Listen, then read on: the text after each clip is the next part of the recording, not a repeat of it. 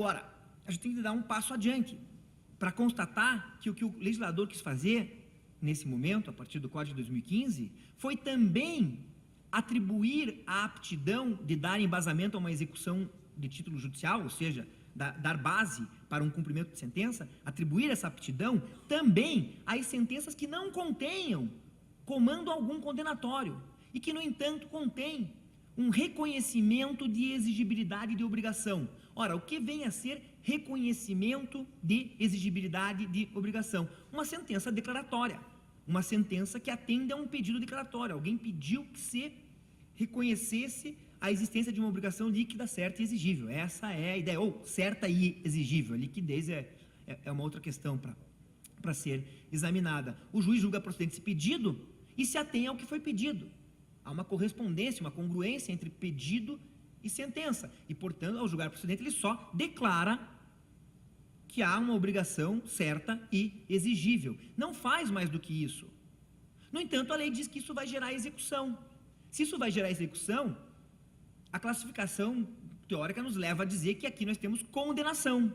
E é verdade, condenação é a aptidão de gerar execução.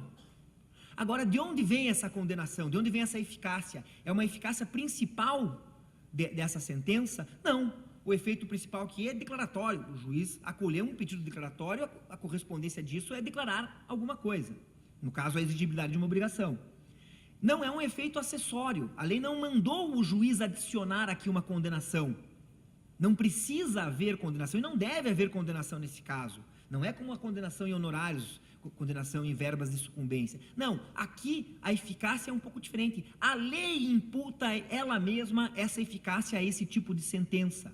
Existindo uma sentença declaratória da exigibilidade de uma obrigação, automaticamente a lei adiciona, anexa uma eficácia condenatória, autorizando ela mesma a execução, constituindo ela mesma, enfim, impondo ela mesma ali a condição de título executivo judicial. O nome desse tipo de efeito é anexo, ele é diferente do principal, que é o comando que precisa existir respondendo a um pedido que precisava existir, é diferente do acessório, que é um comando que precisa existir, que independia de pedido, e aqui nós não temos nem pedido e nem um comando. A lei, Calamandrei dizia isso, a lei trata essa sentença como um fato jurídico, dizendo assim, quando houver sentença de tal tipo, eu anexo a ela tal tipo de efeito, no caso o efeito condenatório. Não é a primeira nem vai ser a última vez que o ordenamento vai nos dar um caso, um exemplo de efeito anexo.